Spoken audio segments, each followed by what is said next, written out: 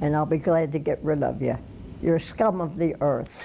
Rita is 82 years old. She's practically broke now. The phone is still ringing. And on the other end, the same people who took everything she had. Rita's house was filled with mail, envelopes, letters, announcements. Every single one told her the same thing. She was a winner, 2 new cars, cash prizes, sweepstakes, jackpots. The catch? She had to send them money first. Handling fees, taxes, processing costs. Over 3 years, Rita sent more than $50,000. The cars never came. The prizes never arrived. The money is gone. And the phone, it's still ringing. On Love or Lie, we break down how scams like this work, the tactics, the psychology, the systematic destruction of someone's life savings. If you want to understand how this happens before it happens to someone you love, stay with me. We don't know Rita's last name. The news story protected her identity. But we know she's 82 years old, and we know she lives alone. That detail matters. Living alone at 82 means you've maintained your independence. You can take care of yourself. You don't need constant help. It's a point of pride for many older adults, proof that age hasn't taken anything from you. But living alone also means there's no one watching, no one checking the mail every day, no one asking questions when you get another phone call from someone claiming you've won a prize. Rita had been receiving mail for years. Sweepstakes offers, contest notifications, official-looking letters with big announcements. You've won. Or final notice. Claim your prize. Most of us throw those in the trash. We recognize them as junk, but Rita didn't. And that's not because she was foolish. It's because the people sending these letters are professionals. They know how to design mail that looks legitimate. They know what language triggers hope instead of skepticism. Rita started believing. She entered contests. She waited for prizes, and when the letters said she'd won, she believed that too. 3 years ago, her longtime friend John noticed something was wrong. Rita started telling him about a lottery she'd won. 2 new cars, she was excited. She had been waiting for this. But then Rita mentioned she'd had to send handling fees, money to process the winnings. She started telling me about this lottery that she won 2 new cars. And then as I got in deeper, she was telling me but she had to send handling fees and money to them on a couple of occasions. And I started asking the amounts, and she was getting into the thousands of dollars. At first, it was small amounts. Then, it got into the thousands. John started asking questions. How much have you sent? When are the cars coming? Who are you sending money to? Rita didn't have good answers, but she kept sending money anyway because by that point, she was already trapped. The mail was the first hook, but the phone calls were what locked her in. Rita received calls constantly, different names, different people. All of them told her the same thing. She was a winner. Everyone that came in was like that. Different name, different person that I entered these contests with. But she needed to send money first. This is called the Jamaican Lottery Scam. It's not random. It's a coordinated criminal operation run out of Jamaica by organized networks. They target Americans, specifically older Americans. Specifically people who live alone. The scam works through mail, email, and phone calls. The victim is told they've won a lottery or sweepstakes. To claim the prize, they need to pay taxes, handling fees, or processing costs up front. But here's the genius of it. The scammers don't just ask for one payment, they ask for many. Each time they tell the victim this is the last one, that the prize is almost ready, that they're so close. Rita sent thousands of dollars in just the first year. Her friend John tried to intervene. He explained it was a scam. He showed her the warning signs. But Rita kept sending money, because by that point, she'd already invested so much. If she stopped, it meant admitting she'd been wrong, that the thousands she'd already sent were gone for nothing. The human brain resists that conclusion. It wants to believe the investment will pay off. This is called the sunk cost fallacy. And it's one of the most powerful psychological weapons scammers use.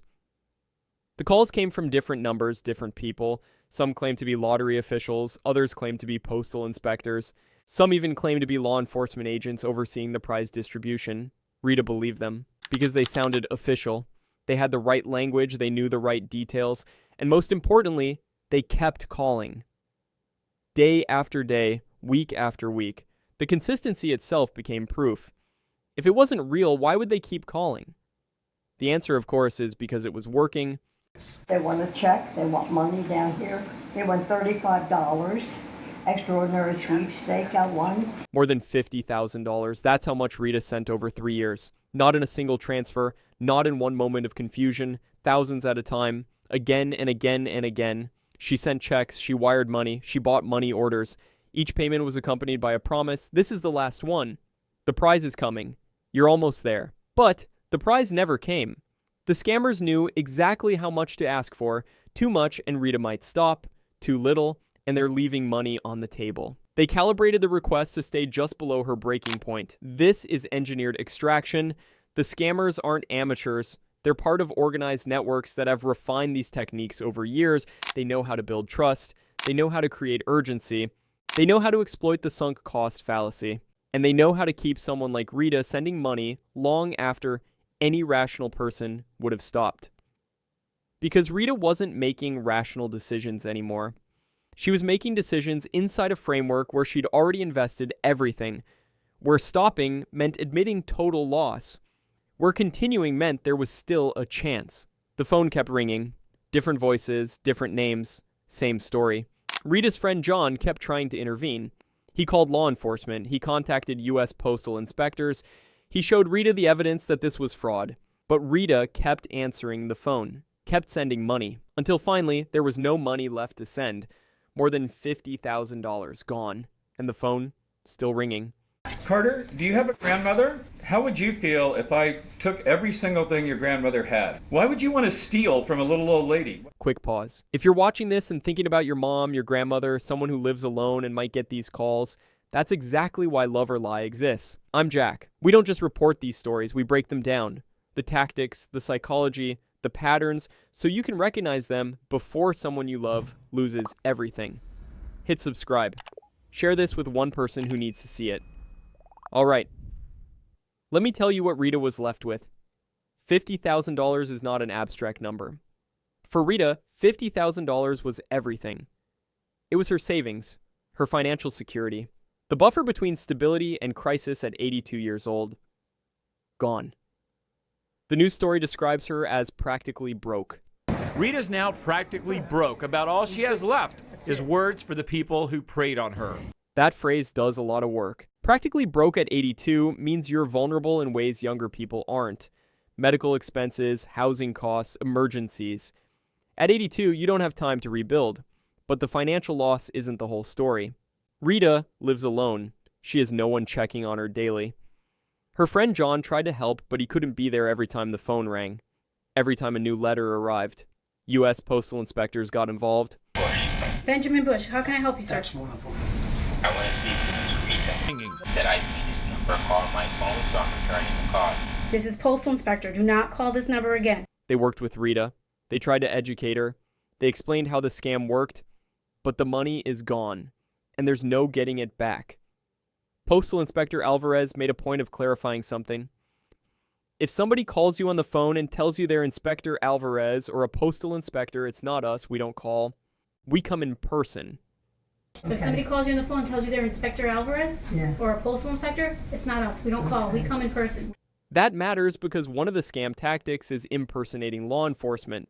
The scammers would call Rita claiming to be postal inspectors or federal agents. They use that authority to reinforce the legitimacy of the scam. Rita now is practically nothing. That's $18,000 worth just from this year. Actually, more than 50,000. Her friend John is still checking on her. The postal inspectors left her with information about how to recognize scams, but the phone is still ringing. And Rita, exhausted, broke, angry, is still answering. Because after 3 years of this, the scammers are woven into her daily life. They're a presence she can't escape. The psychological damage is harder to measure than the financial loss. Rita's independence has been compromised. Her trust has been shattered. And she'll spend the rest of her life knowing she was targeted specifically because she was elderly and alone. Rita is not alone. The Jamaican Lottery Scam is one of the most widespread fraud schemes targeting older Americans. According to federal investigators, Americans lose millions of dollars to scams like this every year. The operation is coordinated. Criminal networks based in Jamaica run hundreds of these scams simultaneously. They purchase lists of potential victims, names, addresses, phone numbers, ages. They target people over 60, people who live alone, people who are isolated. The scammers use mail, email, and phone calls. They impersonate lottery officials, federal agents, postal inspectors. They create fake websites. They send official-looking documents. And they refine their techniques based on what works. If a victim sends money once, they know exactly how to get them to send more. And what it is really a scheme that originates out of Jamaica by Jamaican nationals in order to defraud Americans of their hard-earned money, particularly the elderly. Experts recommend 3 things to protect older loved ones. First, if someone lives alone, stop by, talk to them, check their mail, look for patterns, multiple letters from sweepstakes companies, unfamiliar phone numbers calling repeatedly, bank statements showing unusual withdrawals. Second, have conversations about fraud before it happens. Explain how these scams work. Make it normal to discuss. Remove the stigma so they feel comfortable asking questions instead of hiding it.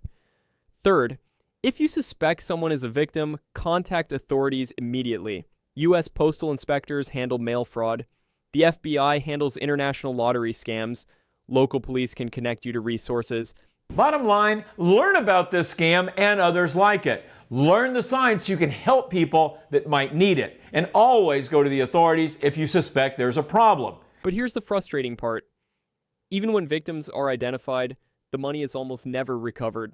Once it's sent overseas, to Jamaica, to Costa Rica, to other jurisdictions, it's gone. The scammers face minimal risk. They operate from countries where U.S. law enforcement has limited reach. Even when arrests are made, the networks are so large that new scammers immediately fill the gaps. Rita's case got media attention. Postal inspectors intervened. Her friend John tried to help. And she still lost everything. Because the system designed to protect people like Rita is failing.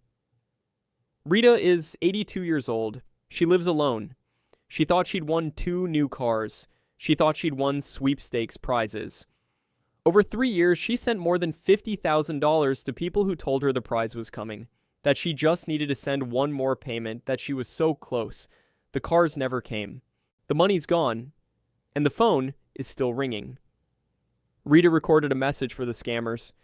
"This is Postal Inspector. Do not call this number again." They're still calling because to them, Rita isn't a person. She's a number, a mark, a source of income. And the only thing that can stop people like Rita from becoming victims is knowing what these scams look like before the first letter arrives, before the first call comes, before the first payment is sent. That's what we do here on Love or Lie. I'm Jack. If this story made you want to check on someone, if it made you want to have that uncomfortable conversation with a parent or grandparent about scams, then it did exactly what it was supposed to do. There's another story coming next week. This one's even harder to watch. I'll see you then.